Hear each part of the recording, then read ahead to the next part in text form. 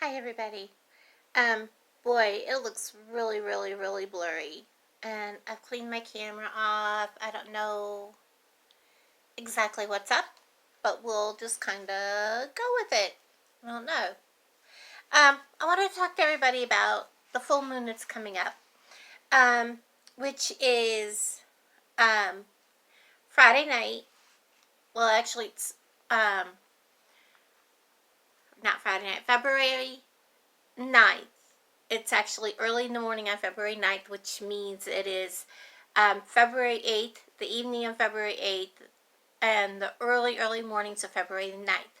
So if you're going to make moon water, you want to put it out February the 8th, which is tomorrow night, to get the benefits of the full moon.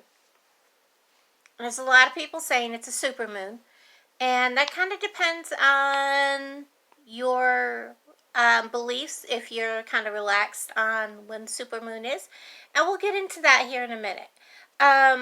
So anyways, the full moon is on the 9th. And if you're in the Eastern time zone, it is at 2:33 in the morning. And it is the snow moon. I have notes if you see me looking down. That's why I've got my glasses on. Otherwise, I wouldn't have them on. Again, the full moon is at 2:33 Central or Eastern Time, 1:33 Central Time, AM, on February the 9th. And it is called the snow moon.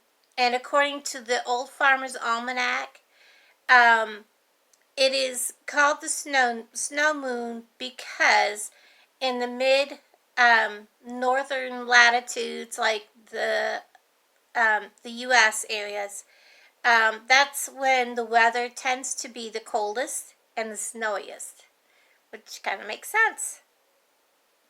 So why is it called a supermoon? Okay, a lot of people don't realize this. There's a lot of misconceptions about the supermoon and the full moon. The supermoon occurs when the moon is at the perigee, on the point of, or perigee, depending on how you want to pronounce it. It's the point closest to the Earth, creating a full moon that appears larger than it actually is, or larger than it would normally appear. Not larger than it actually is. It's huge. And this actually happens 36 hours after the moon becomes full this month. Meaning, it would be 3:28 p.m. on February the 22nd, or February the 10th. I'm sorry, I'm jumping my gun here on what I've written down. So this actually happens 36 hours after the full moon has reached. So it will be in Eastern Time, 3:28 p.m. on February 10th, and the moon will be only 223,980 miles away. And the average is about 240,000 miles away. 240,000, yes, miles away. At its farthest point, which is called the apogee, it will be 252,449 miles away, which falls this month on February 26th. The phrase supermoon, which is not very commonly known, was not coined by an actual astronomer. Yes, that word just throws me off. But by an astrologer, someone who looks at the stars. Astronomer is a person who actually studies the stars and all that. And anyways, this astrologer coined the term for when the moon was within 90% of its closest approach to the Earth. Okay? And no one ever actually really started following this until the late 1970s. And the term supermoon is not an official astronomical term. So you'll see a lot of people will, there's a lot of different sources that disagree and all that. And they also disagree on when and on how the supermoon comes about. So some classify a supermoon as when the full moon exactly coincides with the apogee, which I kind of believe that the moon has to be full moon the day of the apogee. The reason is because if you wait that 36 hours, the moon is actually starting to be in a waning, it's already going away from being a full moon. So, yeah, it's still going to be big, but there's going to be that tiny little spot where the moon's not actually a full moon anymore.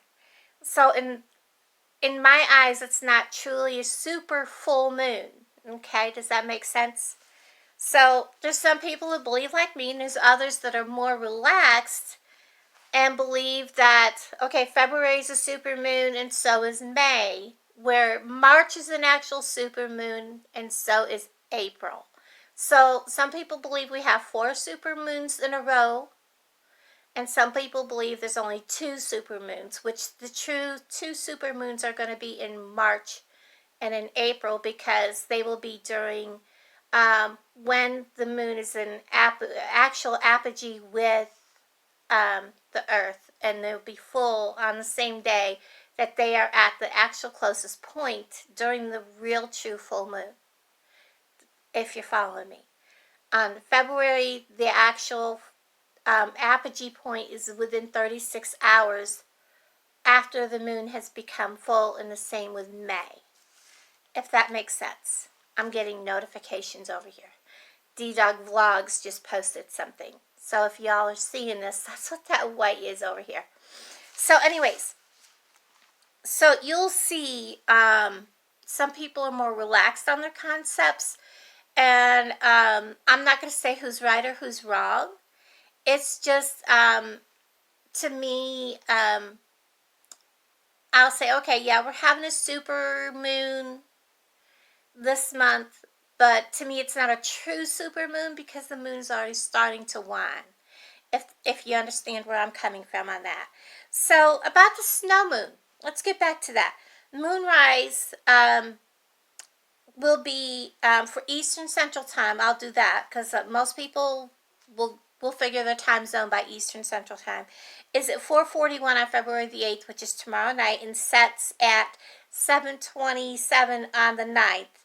So we'll get to see the moon and the sun at the same time on tomorrow night. And the same with Saturday morning. So that'll be pretty cool. And it will be in the constellation, for those of you that want to know, the constellation of Leo, the lion. And I can't read my own writing.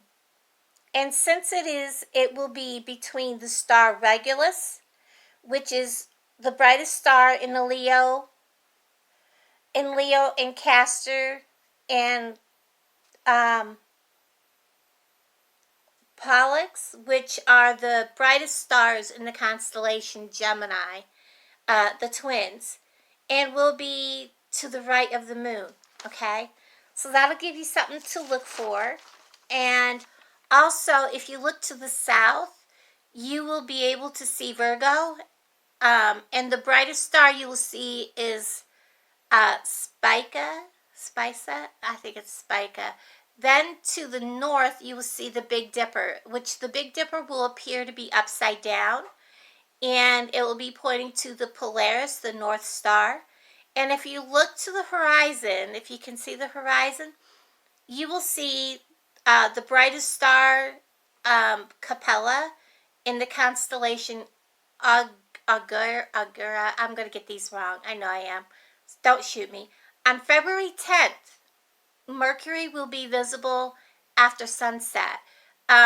Depending on where you're at, some of us will be right at sunset. Don't look into the sun. That's stupid. It'll hurt your eyes, but Mercury will be visible, and it'll stay visible for a while. And not everybody knows we are already in pre-retrograde. And Mercury will be coming into retrograde, I believe, on the 16th, 17th. And it will make people feel, I'll make a video about it. It'll make people kind of feel very emotional. Not the anger emotions or the anguish emotions we normally get with Mercury retrograde. These emotions will be more of a sentimental, more of a weepy, saddened, kind of a different type of emotion than we normally would get. And it'll last for about 3 weeks. So that's not as bad as some of the Mercury retrogrades we've been into where they've lasted for like a month or longer. So you'll have some emotions this month you'll be going through, and on into March. And if you remember at the beginning of the month when I posted my month-long video for the month of February, you'll see that I talked about emotions this month in the tarot cards. Go back and look at that. Also visible this month, we will see Orion, and they'll be visible to your eyes. You won't need a telescope. You'll see Orion the Hunter, Taurus the Bull, Gemini the Twins, and Canis Major the Big Dog, which is home to Sirius, the brightest star in the sky.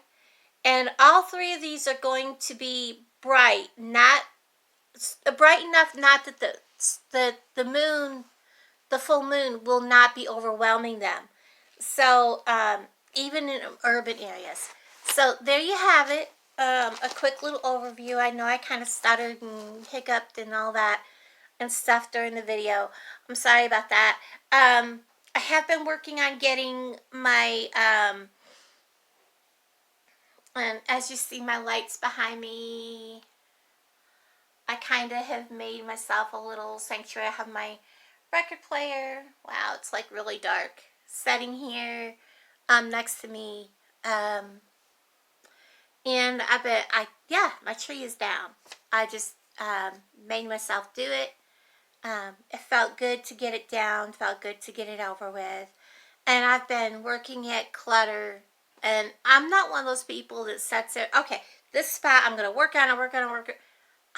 I bounce. And then when I get things down to where it's manageable, where I can look at one area and say, hey, that's not so bad. I can sit here and work 15 minutes on this and it'll be done or something.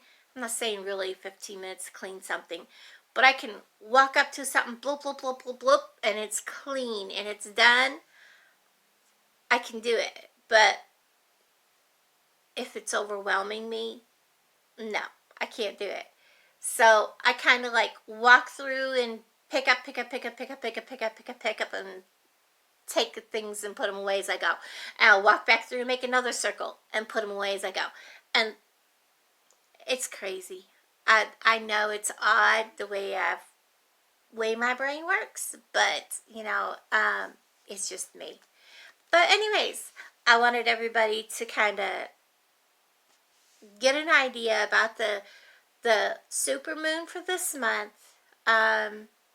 You will not see it on the actual full moon. You will see it actually the evening before, and we may not actually see it during the nighttime. It'll be during the day, so we may not actually physically see the moon at its biggest because it's going to be during the daytime. So it's going to be during the daylight for us. It's a super moon, but it won't be at night. Everybody, take care. I hope that we do get to see kind of a little bit of a bigger moon than normal during the full moon,